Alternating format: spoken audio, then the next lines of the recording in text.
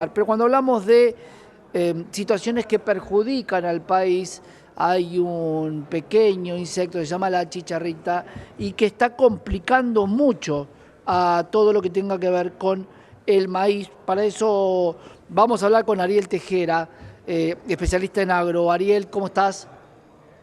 Hola, ¿cómo estamos? Muchas gracias por el llamado. ¿Cómo estás, Ariel? Te escucho un poquito lejos, a ver si podemos mejorarte. Bien, Ahí, ahí se escucha un poco mejor. ahí te escucho un poquito mejor. Ahí Ariel, no se escucha bueno, mejor. Bien, bárbaro. ahora sí te estamos escuchando. Es un problema bastante complicado para la Argentina. Contame cuál es la situación y si se puede evitar de cara a futuras cosechas.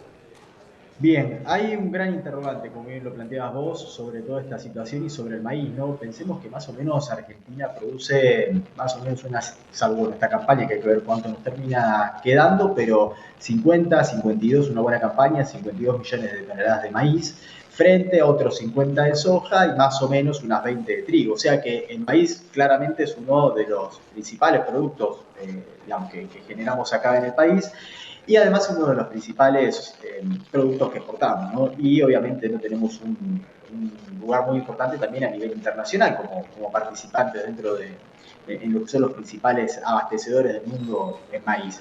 Y bueno, este año la verdad que fue una campaña muy atípica porque lo que había sido un inicio de ciclo con mucho entusiasmo, tras lo que fue la sequía lamentable, bueno, nos trajo otra complicación que, como bien lo planteabas, es este insecto que contagia, ¿no? A los cultivos y dependiendo en la época, ¿no? de desarrollo que los afecte, termina, digamos, generando serios problemas de desarrollo, de calidad de los granos, y bueno, y afectando, ¿no? en todo lo que son los rindes y demás. Entonces, en esta campaña, por el momento, lo que más afectado está es todo lo que es la producción de segunda, que es lo que se está cosechando en estos momentos.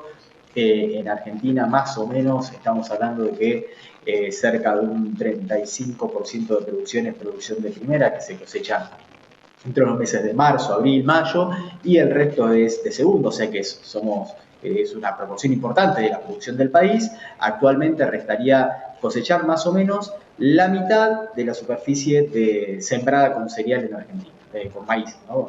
En Argentina. Y bueno, y sobre esta superficie es donde está el gran interrogante. ¿Cuánto nos va a quedar realmente de este maíz? Que por el momento estábamos en una campaña donde pensábamos que podíamos llegar a estar con una producción de más de 55 millones, 57 millones de toneladas y ya estamos hablando de 46, 45 y quizás esto sea un techo. Claro, un número muy por debajo de lo esperado. Te pregunto, Ariel, ¿afecta más al maíz de primera la chicharrita o al maíz de segunda? ¿Tiene que ver con las cuestiones climáticas? ¿Muere este insecto con el frío, por ejemplo? Sí, exacto. En realidad no tiene que ver con la variedad de las plantas, como bien lo planteás, te puede afectar al de primera o al de segunda, tiene que ver, bueno, con el momento, ¿no? en el que efectivamente empieza, digamos, a propagarse y a afectar. En los maíces de primera es como que llegó tarde esta afectación, entonces el impacto fue muy bajo y fue un poco más limitado geográficamente, y donde sí pegó de lleno por cómo afectó, por la etapa de desarrollo de los maíces y el momento en que los afectó, donde más pegó fue en todo lo que es la producción de segunda. Es difícil pensar en cómo controlarlo, la verdad que en esta siempre, digamos, es una afectación, digamos, es algo conocido, sobre todo en el norte del país y sobre todo en otros países de Sudamérica, ¿no? que esto es un problema recurrente, pero en esta campaña, producto, como bien decías vos, de que no tuvimos bajas temperaturas que impidieran la reproducción de este insecto, y digamos una siembra demasiado escalonada que cada vez tiende a ser más escalonada de norte a sur, el insecto fue encontrando, ¿no? nichos de reproducción, bueno, y esto hizo que se fuera propagando Claro. y que tuviese un impacto distinto al que suele tener en otras campañas. Algunos datos que dabas que mucha gente no sabe, es la misma cantidad de toneladas aproximadamente la de maíz que la de soja. Sin embargo, el famoso P por Q, cantidad por precio, hace que la soja sea mucho más dinero y mucho más rentable. Ahora, ¿cómo es la cantidad de hectáreas sembradas para un rinde similar? Bien, más o menos, justamente en términos de precios, aproximadamente la relación se podría decir que está en un 59% lo que es valor soja contra lo que es una tonelada de soja contra una tonelada de maíz. Más o menos en términos históricos esa es la relación, por eso cuando uno termina multiplicando, ¿no? Digamos, el precio final, digamos, las cantidades por los precios, termina dando a nivel agregado país un volumen mucho mayor de dinero o de divisas, si uno lo quiere pensar, ¿no? Lo que es el complejo sojero.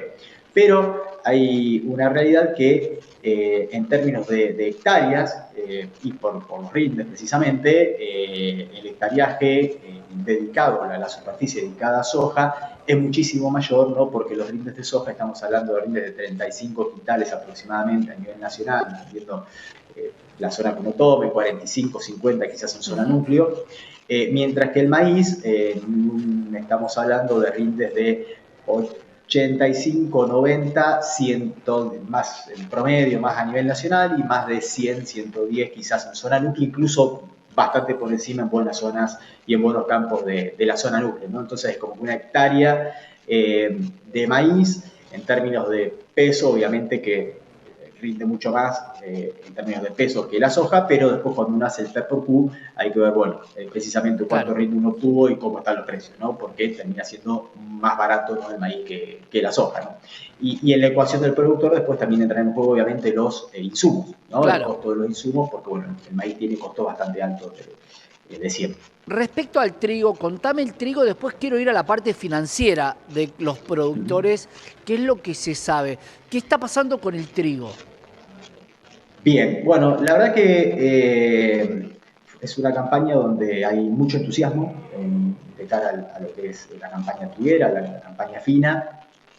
Eh, Tuvimos muy buenas lluvias meses atrás que complicaron un poco la cosecha de la soja y del maíz, pero que bueno, sirvieron para recargar los perfiles para lo que era la siembra de trigo.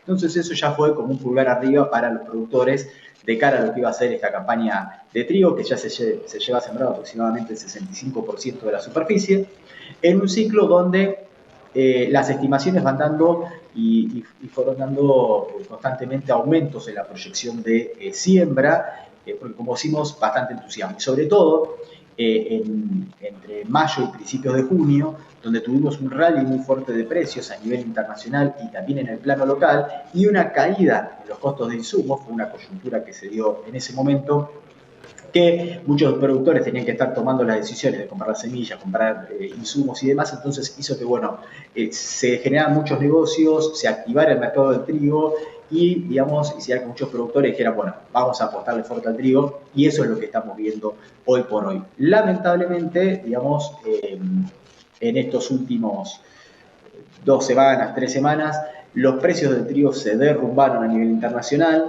En su momento, bueno, habíamos recomendado, ¿no? Que estar atentos a lo que viene pasando, ir tomando posición, porque estábamos viendo precios a cosecha en $250, mirando el macro acá al mercado de término, y digamos, son muy buenos niveles de precios para el trigo, cerraban muy bien los márgenes del productor, pero bueno, no todos fueron tomando y lo que terminamos viendo lamentablemente fue que el mundo se el precio a nivel internacional del trigo y también arrastró acá, digamos, en el plano local, digamos, una cuestión obviamente en que somos parte del mundo. Claro. Eh, eh, Estados Unidos empezó a cosechar, en Rusia parte del rally estaba vinculado a Rusia y que bueno, había recortes de producción, bueno, eso ya se asimiló, ya sabemos que Rusia va a producir un poco menos y el trigo empieza a fluir en el mundo porque bueno, en el hemisferio norte se empieza a cosechar a partir de junio más o menos, entonces ese calorcito previo a la cosecha se apagó lamentablemente y bueno, y ahora estamos en un contexto donde el hemisferio norte va a estar lanzando trigo, ¿no? Al resto del mundo Claro. y bueno, eso va a estar obviamente condicionando la evolución de los precios del trigo de acá hacia adelante. Vamos a ver las finanzas, porque muchas veces se le pregunta, hasta en esta pantalla le hemos preguntado a economistas, qué va a pasar con la liquidación del campo, y contestan ellos cuando en realidad deberías contestar vos. ¿Qué va a pasar con la liquidación del campo, sobre todo teniendo en cuenta que hay un blend que va a terminar, que hay dólares que van a poder traer por contado con liquidación solamente hasta fin de mes, supuestamente? ¿qué se sabe? ¿Qué va a hacer el productor? Entendiendo que en el caso del maíz se está complicando, hay menor cosecha, ¿hay mucha especulación en el sector agrario? La realidad es que mayo fue un mes de mucha negociación, de mucho volumen de comercialización.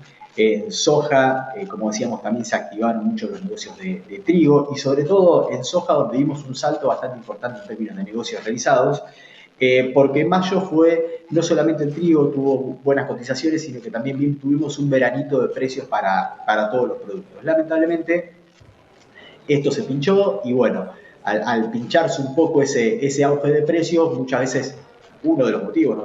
Es el que estoy comentando, ahora vamos a tratar otros, pero muchas veces el productor se queda, o quien tiene que tomar decisión, se queda con ese sabor de, hace una semana estaban estos precios, ahora ya no están, entonces bueno, más bien espero y dilato la decisión de vender un poco más si no tengo la necesidad, y la verdad es que hoy, por lo que uno está viendo, los productores no están con necesidades fuertes de vender, se han podido financiar, han podido refinanciar sus deudas, y ahí, como decimos, venimos de una buena cosecha de soja, la soja está, el maíz más que menos, lo que es maíz de primera, el productor lo pudo cosechar, ahora hay que ver qué pasa con el maíz de segunda, pero digamos, el productor está en una situación que podemos decir relativamente cómoda. Entonces, no hay tantos incentivos a cerrar Claro. negocios.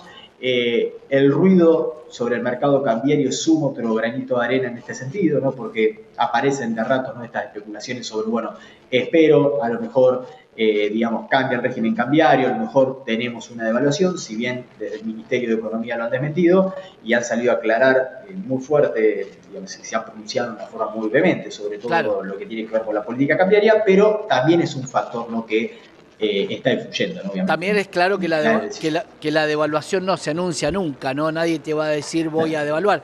Pero por otro lado, y Ariel, esto es importante, ¿cómo se maneja el que arrienda un campo y que le vas a pagar en soja? ¿Puede existir esta conversación de, espera, cuando liquido te pago, vos vas a cobrar más, yo voy a cobrar más, o eso no se da?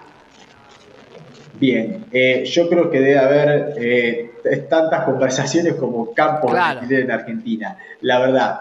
Además de no solo en términos de conversaciones, sino también de tipos de contratos, ¿no? Porque son muy variadas las formas en que se terminan alquilando los campos, algunas atadas a rendimiento, otras a tonelajes fijos, otros basados en precios de la soja, algunos en granos, otros en granos basados en precios de mercado, por ejemplo, de la pizarra de soja.